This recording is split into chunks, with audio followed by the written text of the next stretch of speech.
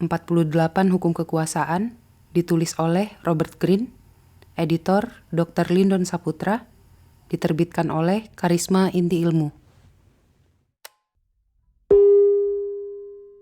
Pendahuluan. Perasaan tidak memiliki kuasa atas orang lain dan berbagai peristiwa secara umum tidak tertahankan bagi kita.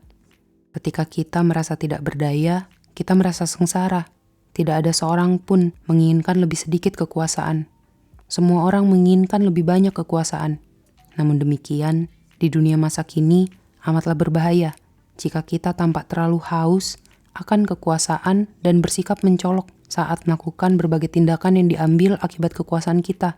Kita harus tampak adil dan sopan. Jadi, kita perlu bersikap halus, menyenangkan namun lihai, demokratis namun licin. Permainan muka dua yang terus dilakukan ini paling mirip dengan dinamika kekuasaan yang ada di dunia istana bangsawan tua yang syarat siasat.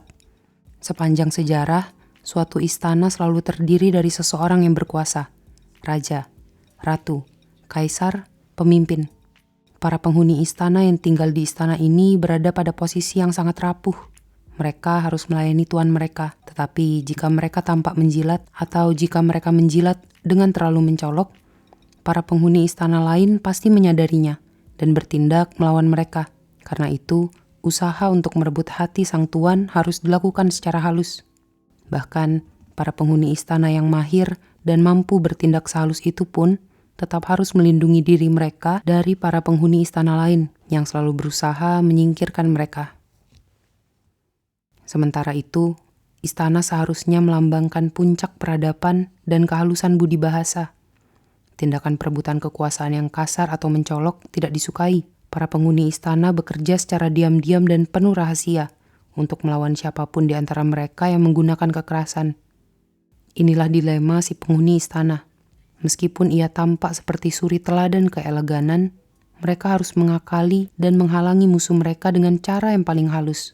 Si penghuni istana yang sukses belajar seiring berjalannya waktu untuk melakukan setiap tindakan secara tidak langsung. Jika ia menusuk seorang musuhnya dari belakang, ia melakukannya dengan sarung tangan bludru dan dengan senyum termanis di wajahnya. Alih-alih menggunakan paksaan atau pengkhianatan secara terang-terangan, penghuni istana yang sempurna lolos dari hukuman melalui rayuan, pesona, penipuan, dan strategi yang dijalankan dengan halus, dan senantiasa berencana beberapa langkah di muka. Kehidupan di istana adalah permainan yang tidak pernah berakhir, yang membutuhkan kewaspadaan konstan dan cara berpikir taktis. Inilah perang yang beradab. Di masa kini, kita menghadapi paradoks yang anehnya serupa dengan paradoks para penghuni istana. Segalanya harus tampak beradab, sopan, demokratis, dan adil. Tetapi, jika kita bermain sesuai peraturan itu dengan terlalu kaku, jika kita menjalankan peraturan itu dengan terlalu harafiah, kita pasti dihancurkan oleh orang-orang di sekeliling kita yang tidak sebodoh itu. Sebagaimana yang ditulis oleh diplomat dan penghuni istana yang hebat pada zaman Renaissance, Niccolo Machiavelli, manusia manapun yang mencoba bersikap baik sepanjang waktu pasti hancur di antara sejumlah besar manusia yang tidak terlalu baik. Istana itu dianggap sebagai puncak kehalusan budi bahasa, tetapi di balik kemewahannya, kawah emosi yang suram, keserakahan, iri hati, hawa nafsu, kebencian, mendidih dan membara. Dunia kita zaman sekarang sama-sama dianggap sebagai puncak keadilan.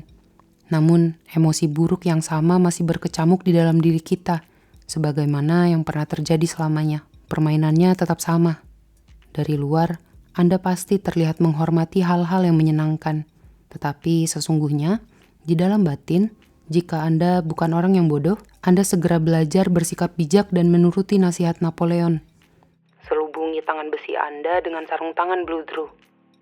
Jika seperti si penghuni istana pada masa lalu, Anda bisa menguasai seni kehalusan tindakan dengan belajar merayu, mempesona, menipu, dan mengakali musuh-musuh Anda dengan halus, Anda akan mencapai puncak kekuasaan. Anda pasti bisa membuat orang lain tunduk kepada kehendak Anda, tanpa mereka menyadari apa yang telah Anda lakukan. Dan jika mereka tidak menyadari apa yang telah Anda lakukan, mereka tidak akan membenci atau melawan Anda. Istana tentunya merupakan tempat kesopanan dan pembiakan ras yang baik. Jika tidak demikian, maka istana pasti menjadi tempat pembantaian dan kehancuran. Orang-orang yang sekarang tersenyum dan saling berpelukan akan saling menghina dan menusuk satu sama lain jika tidak ada tata krama. Lord Chesterfield, 1694 sampai 1773. Tidak terlalu aneh jika domba tidak menyukai burung pemangsa. Tetapi hal ini bukanlah alasan untuk mendendam kepada burung-burung pemangsa yang mengikuti domba. Dan ketika domba-domba itu berbisik-bisik sendiri, mereka berkata, "Burung-burung pemangsa itu kejam, dan bukankah hal ini memberi kita hak untuk mengatakan bahwa lawan seekor burung pemangsa pasti baik?" Tidak ada sesuatu yang secara intrinsik keliru tentang argumentasi semacam itu. Meskipun para burung pemangsa akan terlihat agak bingung dan berkata, "Kami tidak dendam kepada domba-domba baik ini. Sesungguhnya kami menyukai mereka. Tidak ada apapun yang terasa lebih lezat daripada seekor domba yang empuk." Friedrich Nietzsche, 1844 sampai 1900.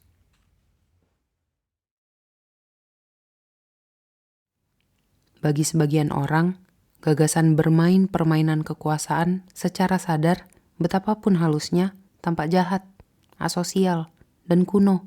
Mereka yakin bahwa mereka bisa memilih keluar dari permainan itu dengan menunjukkan beragam sikap yang tidak ada hubungannya dengan kekuasaan. Anda harus berhati-hati kepada orang-orang semacam itu, karena meskipun mereka mengungkapkan pendapat semacam itu dengan terang-terangan, mereka seringkali salah seorang pemain kekuasaan yang paling cakap. Mereka memanfaatkan beragam strategi yang jelas-jelas menutupi sifat manipulasi yang terlibat di dalamnya. Jenis orang-orang semacam ini misalnya seringkali menunjukkan kelemahan dan kurangnya kekuasaan mereka sebagai semacam kebijakan moral.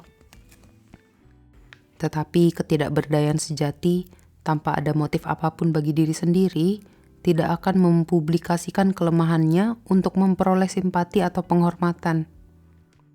Memamerkan kelemahan seseorang sesungguhnya merupakan strategi yang halus dan penipuan yang sangat efektif dalam permainan kekuasaan. Baca hukum ke-22, taktik menyerah. Satu strategi lain, orang-orang yang mengaku tidak bermain permainan kekuasaan adalah menuntut kesetaraan dalam setiap bidang kehidupan. Semua orang harus diperlakukan serupa, apapun status dan kekuatan mereka. Tetapi, jika guna menghindari godaan kekuasaan, Anda berusaha memperlakukan semua orang dengan sederajat dan adil, Anda akan menghadapi masalah bahwa sebagian orang melakukan berbagai hal dengan lebih baik daripada orang lain. Memperlakukan semua orang dengan sederajat berarti mengabaikan perbedaan mereka, meningkatkan derajat orang-orang yang kurang mahir, dan merendahkan derajat orang-orang yang unggul. Sekali lagi, banyak orang yang bersikap seperti ini sesungguhnya melaksanakan satu strategi kekuasaan lain, yaitu mendistribusikan kembali imbalan orang lain dengan cara yang mereka tentukan sendiri. Namun demikian, satu cara lain untuk menghindari permainan ini adalah dengan kejujuran dan keterus-terangan yang sempurna. Karena salah satu teknik utama orang-orang yang mencari kekuasaan adalah penipuan dan kerahasiaan. Tetapi bersikap jujur total pasti menyakiti dan menghina banyak orang, dan sebagian dari mereka pasti memilih menyakiti Anda sebagai balasannya. Tidak ada seorang pun yang akan menganggap pernyataan jujur Anda sebagai pernyataan yang benar-benar objektif dan bebas dari motivasi pribadi. Dan pendapat mereka benar. Sesungguhnya, penggunaan kejujuran memang merupakan strategi kekuasaan yang dimaksudkan untuk meyakinkan orang lain akan karakter seseorang yang mulia, baik hati, dan tidak egois. Inilah bentuk bujukan, bahkan bentuk paksaan yang halus. Akhirnya, orang-orang yang menyatakan diri mereka sebagai orang-orang yang tidak bermain dalam permainan kekuasaan mungkin menunjukkan aura naif untuk melindungi mereka dari tuduhan bahwa mereka mengejar kekuasaan.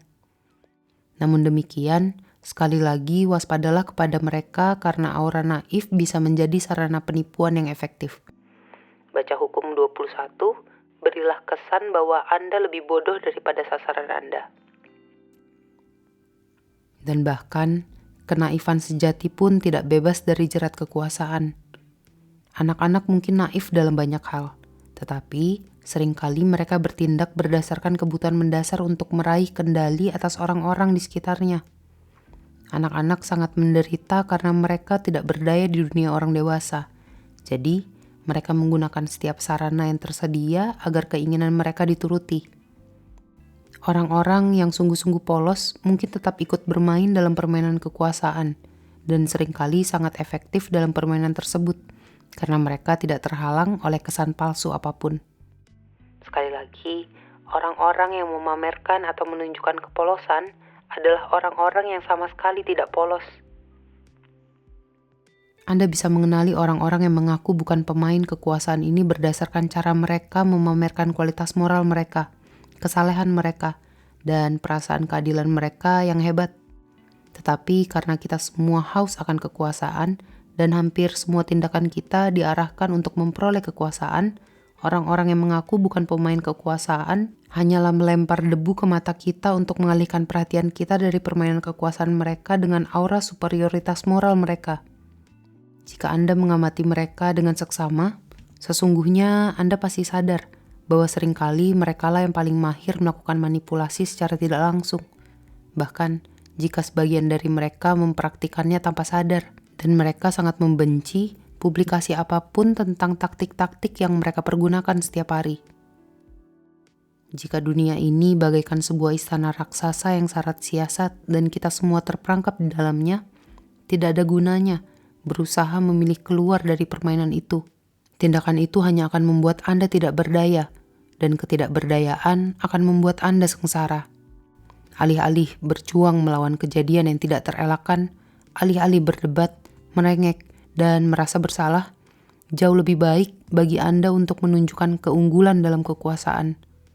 Sesungguhnya, semakin mahir Anda menghadapi kekuasaan, maka Anda akan menjadi teman, kekasih, suami, istri, dan manusia yang lebih baik.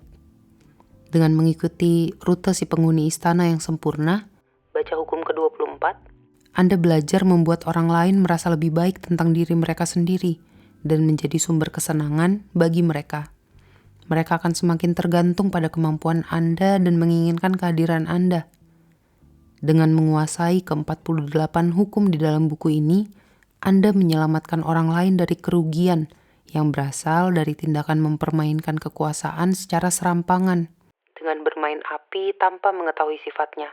Jika permainan kekuasaan itu tidak terelakkan, lebih baik Anda menjadi seorang seniman daripada menjadi seorang penyangkal atau seseorang yang bermain permainan kekuasaan secara serampangan. Mempelajari permainan kekuasaan membutuhkan cara pandang tertentu terhadap dunia, yaitu pergeseran perspektif. Hal ini membutuhkan usaha dan bertahun-tahun latihan, karena sebagian besar trik permainan ini mungkin tidak muncul secara alami. Keahlian mendasar tertentu dibutuhkan, tetapi setelah Anda menguasai keahlian-keahlian ini, Anda pasti bisa menerapkan hukum-hukum kekuasaan dengan lebih mudah. Yang terpenting dari semua keahlian ini dan landasan penting kekuasaan adalah kemampuan untuk menguasai emosi Anda. Satu respon yang emosional terhadap suatu situasi adalah penghalang tunggal terbesar terhadap kekuasaan. Suatu kesalahan yang akan jauh lebih merugikan Anda daripada kepuasan sementara apapun yang mungkin Anda peroleh dengan mengungkapkan emosi Anda. Emosi mengaburkan akal sehat, dan jika Anda tidak bisa memandang situasi dengan jelas, Anda tidak bisa bersiap-siap menghadapinya dan merespon kepadanya dengan derajat kendali apapun. Amarah adalah respon emosional yang paling merusak, karena amarah paling mengaburkan pandangan Anda. Amarah juga memiliki efek riak yang pasti membuat beragam situasi lebih tidak terkendali dan memperbesar tekad musuh Anda. Jika Anda sedang berusaha menghancurkan seorang musuh yang telah menyakiti Anda, jauh lebih baik bagi Anda untuk membuatnya terkejut dengan berpura-pura bersikap ramah alih-alih menunjukkan amarah Anda. Kasih dan kasih sayang juga berpotensi merusak karena membutakan Anda terhadap minat orang lain yang seringkali egois, yang paling tidak Anda curigai sebagai para pemain kekuasaan. Anda tidak bisa meredam amarah atau kasih, atau menghindari merasakan kedua emosi itu, dan sebaiknya Anda tidak berusaha melakukan tindakan tersebut. Tetapi sebaiknya Anda berhati-hati tentang cara mengekspresikannya. Dan yang terpenting, emosi itu sebaiknya jangan pernah mempengaruhi rencana dan strategi Anda dalam hal apapun. Yang berhubungan dengan menguasai emosi Anda adalah kemampuan untuk menjaga jarak Anda dari masa kini dan berpikir secara objektif tentang masa lalu dan masa depan. Seperti Janus, dewa Romawi berwajah ganda dan penjaga semua gerbang dan ambang pintu, Anda harus bisa memandang kedua arah sekaligus agar bisa menghadang bahaya dengan lebih baik dari arah manapun. Itulah wajah yang harus Anda ciptakan untuk diri Anda sendiri. Satu wajah yang terus-menerus memandang masa depan dan satu wajah lain yang terus-menerus memandang masa lalu. Bagi masa depan, moto Anda harus selalu waspada setiap hari. Tidak ada apapun yang boleh mengejutkan Anda karena Anda sudah terus-menerus membayangkan masalah sebelum masalah itu muncul. Alih-alih menghabiskan waktu Anda dengan memimpikan akhir rencana Anda yang membahagiakan, Anda harus berusaha memperhitungkan setiap perubahan yang mungkin terjadi dan setiap kesukaran tersembunyi yang mungkin muncul di dalamnya. Semakin jauh Anda memandang, semakin jauh kemajuan Anda dalam melaksanakan rencana Anda, maka Anda akan semakin kuat. Wajah kedua Janus selalu memandang ke masa lalu, meskipun bukan untuk mengingat luka masa lalu atau mendendam. Tindakan itu hanya akan meredam kekuasaan Anda. Separuh dari permainan ini adalah belajar cara melupakan peristiwa-peristiwa di masa lalu yang menggerogoti Anda dan mengaburkan akal sehat Anda. Satu-satunya tujuan mata yang memandang ke masa lalu adalah selalu mendidik diri Anda. Anda memandang masa lalu untuk belajar dari orang-orang yang hidup sebelum Anda. Banyak contoh sejarah dalam buku ini yang akan sangat membantu proses tersebut. Kemudian, setelah memandang masa lalu, Anda memandang masa kini dengan lebih seksama, menilai tindakan Anda sendiri dan tindakan teman-teman Anda. Inilah sekolah terpenting yang bisa Anda manfaatkan untuk memperoleh pelajaran, karena sekolah ini berasal dari pengalaman pribadi. Anda memulainya dengan menelaah kesalahan-kesalahan yang pernah Anda lakukan di masa lalu. Kesalahan-kesalahan yang membuat Anda tidak bisa maju. Anda menganalisa kesalahan-kesalahan tersebut sesuai dengan 48 hukum kekuasaan, dan Anda mendapat pelajaran darinya dan belajar berikrar. Aku tidak akan pernah mengulangi kesalahan semacam itu. Aku tidak akan pernah jatuh ke dalam perangkap seperti itu lagi. Jika Anda bisa mengevaluasi dan mengamati diri Anda sendiri dengan cara ini, Anda bisa belajar menghentikan pola masa lalu Anda, suatu keahlian yang luar biasa berharga. Kekuasaan membutuhkan kemampuan mempermainkan penampilan. Karena itu, Anda harus belajar memakai banyak topeng dan menyimpan sekantong penuh trik-trik tipuan. Penipuan dan penyamaran sebaiknya tidak dianggap buruk atau amoral. Semua interaksi manusia membutuhkan tipuan dalam banyak hal. Dan dalam banyak hal yang memisahkan manusia dengan hewan adalah kemampuan kita untuk berbohong dan menipu. Dalam mitos-mitos Yunani, dalam siklus Mahabharata India, dalam syair kepahlawanan Timur Tengah Gilgamesh, menggunakan seni penipuan adalah hak istimewa para dewa. Seorang pria yang hebat, Odysseus misalnya, dinilai berdasarkan kemampuannya untuk menandingi keahlian para dewa dengan mencuri sebagian kekuasaan suci mereka dengan menandingi kelihayan dan tipuan mereka. Penipuan adalah seni peradaban yang berkembang dan senjata paling manjur dalam permainan kekuasaan. Anda tidak bisa berhasil menipu jika Anda tidak menjaga jarak tertentu dengan diri Anda sendiri. Jika Anda tidak bisa berpura-pura menjadi banyak orang yang berbeda dengan memakai topeng yang sesuai dengan kebutuhan hari dan momen tersebut. Dengan pendekatan yang amat fleksibel terhadap semua penampilan, termasuk penampilan Anda sendiri, Anda kehilangan banyak beban batin yang menekan orang lain. Buatlah wajah Anda selunak wajah seorang aktor. Berusahalah menyembunyikan niat Anda dari orang lain, dan berlatihlah membujuk orang lain ke dalam perangkap. Bermain dengan penampilan dan menguasai seni penipuan adalah salah satu kesenangan estetika dalam kehidupan. Keduanya juga merupakan komponen kunci untuk memperoleh kekuasaan. Jika penipuan adalah senjata paling manjur dalam gudang senjata Anda, maka kesabaran dalam segala hal adalah tameng Anda yang penting. Kesabaran akan melindungi Anda agar tidak melakukan kesalahan yang bodoh. Layaknya menguasai emosi Anda, kesabaran adalah suatu keahlian. Kesabaran tidak bisa diperoleh secara alami, tetapi tidak ada apapun tentang kekuasaan yang bersifat alami. Kekuasaan lebih mirip dewa daripada hal lain di dunia ini. Dan kesabaran adalah kebijakan pokok para dewa yang tidak memiliki apa-apa kecuali waktu. Segala hal yang baik pasti terjadi.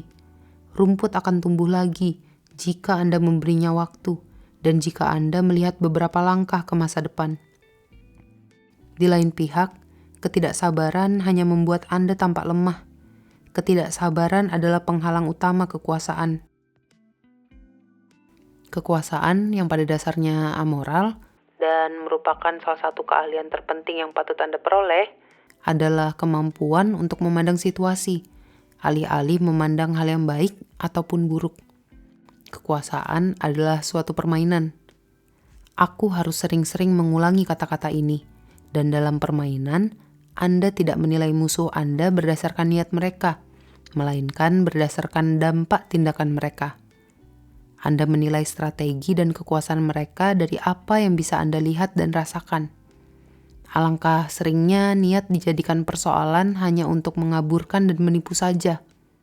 Apa pentingnya jika seorang pemain lain, entah teman atau rival Anda, berniat baik dan hanya memikirkan kepentingan Anda belaka, jika dampak tindakannya menyebabkan kehancuran dan kebingungan yang amat dahsyat? Sangatlah alami bagi manusia untuk menutupi tindakan mereka dengan berbagai jenis pembenaran dan selalu menduga bahwa mereka bertindak demi kebaikan. Anda harus belajar tertawa di dalam batin Anda setiap kali Anda mendengar ucapan ini, dan jangan pernah terjebak dalam menilai niat dan tindakan seseorang melalui serangkaian penilaian moral yang sesungguhnya merupakan alasan untuk mengumpulkan kekuasaan. Kekuasaan adalah suatu permainan. Musuh Anda duduk di seberang Anda. Kalian berdua bersikap sopan, mengamati peraturan permainan, dan tidak mengambil hati apapun sama sekali. Anda bermain dengan menggunakan strategi, dan Anda mengamati tindakan musuh Anda dengan ketenangan yang sanggup Anda kerahkan. Pada akhirnya, Anda akan menghargai kesopanan orang-orang yang bermain bersama Anda, lebih daripada niat baik mereka yang manis. Latihlah mata Anda untuk mengikuti hasil tindakan mereka, situasi eksternal, dan jangan biarkan diri Anda dialihkan oleh hal lain. Separuh penguasaan Anda terhadap kekuasaan berasal dari apa yang tidak Anda lakukan, apa yang tidak Anda izinkan menyeret Anda. Demi memperoleh keahlian ini, Anda harus belajar menilai segala hal dari harga yang harus Anda bayar untuk mendapatkannya. Seperti yang ditulis oleh Nietzsche, nilai sesuatu kadang tidak terdapat dari apa yang diperoleh seseorang dengan memiliki hal itu, tetapi apa yang dibayar seseorang untuk mendapatkannya. Apa harga yang harus kita bayar untuk memperolehnya? Mungkin Anda akan mencapai tujuan Anda, dan tujuan itu memang berguna, tetapi berapa harga yang harus Anda bayar? Terapkan standar ini untuk segala hal, termasuk apakah Anda harus bekerja sama dengan orang lain atau membantu mereka. Pada akhirnya, hidup ini singkat, peluang pun hanya ada sedikit, dan Anda hanya memiliki sedikit energi untuk dikerahkan. Dan dalam artian ini, waktu sama pentingnya untuk dipertimbangkan seperti hal lain. Jangan pernah sia-siakan waktu yang berharga atau ketenangan batin dan jiwa untuk mengurus persoalan orang lain. Harga yang harus dibayar terlalu tinggi. Kekuasaan adalah permainan sosial. Untuk mempelajari dan menguasainya, Anda harus mengembangkan kemampuan untuk mempelajari dan memahami manusia, sebagaimana yang ditulis oleh pemikir dan penghuni istana yang hebat pada abad ke-17, Balthazar Gracian. Banyak orang menghabiskan waktu mempelajari sifat hewan atau tanaman obat. Alangkah jauh lebih pentingnya bagi kita untuk mempelajari sifat manusia, karena kita harus hidup atau mati bersama mereka. Untuk menjadi seorang pemain jagoan, Anda harus menjadi seorang psikolog ulung. Anda harus mengenali motivasi dan menembus awan debu yang menyelubungi tindakan orang lain. Pemahaman tentang motif tersembunyi orang lain adalah penggalan pengetahuan tunggal terbaik yang bisa Anda miliki untuk memperoleh kekuasaan. Pengetahuan itu membuka peluang untuk melakukan penipuan, rayuan, dan manipulasi yang tidak terbatas. Manusia amatlah rumit, dan Anda bisa menghabiskan seumur hidup Anda dengan mengamati mereka tanpa pernah benar-benar memahami mereka. Jadi amatlah penting bagi Anda untuk memulai pendidikan Anda sekarang juga. Dengan melakukan tindakan tersebut, Anda juga harus mengingat satu prinsip. Jangan pernah diskriminasikan dari siapa Anda belajar dan siapa yang Anda percayai. Jangan pernah percayai total siapapun dan pelajarilah semua orang, termasuk teman-teman dan orang-orang terkasih Anda. Yang terakhir, Anda harus selalu belajar menempuh jalur kekuasaan yang tidak langsung. Samarkan kelihayan Anda, seperti sebuah bola biliar yang mental beberapa kali sebelum mengenai sasarannya. Tindakan Anda harus direncanakan dan dikembangkan dengan cara yang paling implisit. Dengan melatih diri Anda agar bisa bertindak implisit, Anda bisa bertumbuh subur di istana modern dan muncul sebagai suri teladan kesopanan. Padahal Anda adalah seorang manipulator yang sempurna. Anggaplah buku 48 Hukum Kekuasaan sebagai semacam buku pegangan tentang seni keimplisitan. Hukum-hukum ini dilandaskan kepada tulisan para pria dan wanita yang telah mempelajari dan menguasai permainan kekuasaan.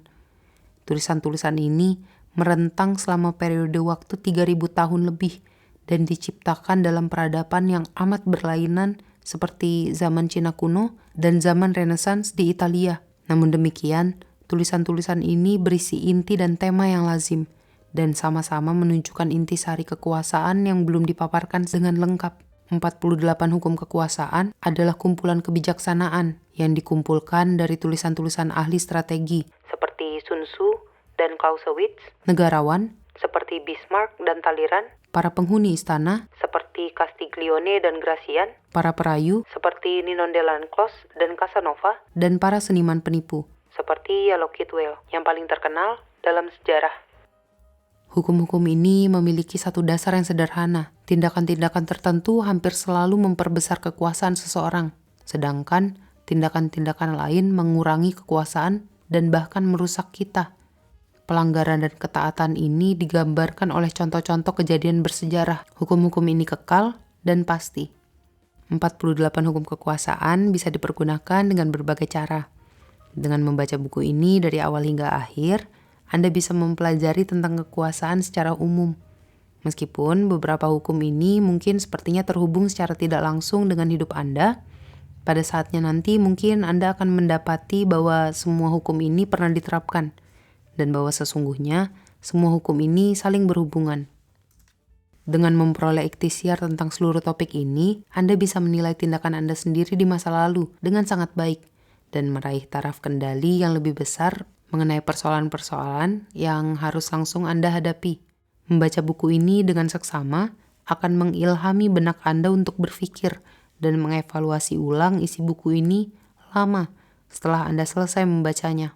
Buku ini juga telah dirancang untuk dibaca sekilas saja dan untuk menelaah hukum yang sepertinya sekarang ini paling tepat bagi Anda. Katakanlah Anda sedang menghadapi masalah dengan seorang atasan, dan Anda tidak mengerti mengapa usaha Anda tidak menyebabkan atasan Anda lebih berterima kasih kepada Anda atau menaikkan jabatan Anda. Beberapa hukum membahas secara spesifik hubungan antara tuan dan bawahan, dan Anda hampir pasti melanggar salah satu hukum ini. Dengan membaca sekilas paragraf-paragraf awal ke-48 hukum ini dalam daftar isi, Anda bisa mengenali hukum yang tepat itu. Akhirnya, buku ini bisa dibaca sekilas dari awal hingga akhir, dan dipilah-pilah untuk menghibur Anda, untuk membaca perjalanan menyenangkan yang syarat dengan kelemahan dan prestasi hebat para pendahulu kita dalam hal kekuasaan. Namun demikian, ku beri peringatan bagi orang-orang yang menggunakan buku ini untuk tujuan ini. Lebih baik Anda mengurungkan niat Anda. Kekuasaan selalu menggoda dan menipu dengan caranya sendiri. Kekuasaan adalah suatu labirin. Benak Anda menjadi terobsesi memecahkan beragam masalahnya yang tidak terbatas, dan Anda segera menyadari bahwa Anda telah tersesat. Dengan kata lain, kekuasaan menjadi paling menggelikan jika Anda menganggapnya terlalu serius. Jangan bersikap sembrono dalam menghadapi kekuasaan yang amat kritis semacam itu. Dewa-dewa kekuasaan tidak menyukai kesembronoan. Mereka memberikan kepuasan pokok hanya kepada orang-orang yang belajar dan merenung dan menghukum orang-orang yang hanya membaca manusia sepintas lalu untuk bersenang-senang saja. Manusia manapun yang mencoba bersikap baik sepanjang waktu pasti hancur di antara sejumlah besar manusia yang tidak terlalu baik. Karena itu, Seorang pangeran yang ingin mempertahankan otoritasnya harus mempelajari cara menjadi orang yang tidak baik dan mempergunakan pengetahuan itu atau tidak menggunakan pengetahuan itu sesuai kebutuhan. The Prince, Niccolo Machiavelli, 1469 sampai 1527. Nah, kita udah sampai di akhir bagian pendahuluan buku 48 Hukum Kekuasaan. Untuk hukum pertamanya bisa langsung klik video setelah ini. Terima kasih sudah mendengarkan. Saya Justin. Selamat malam, pagi, siang, atau sore.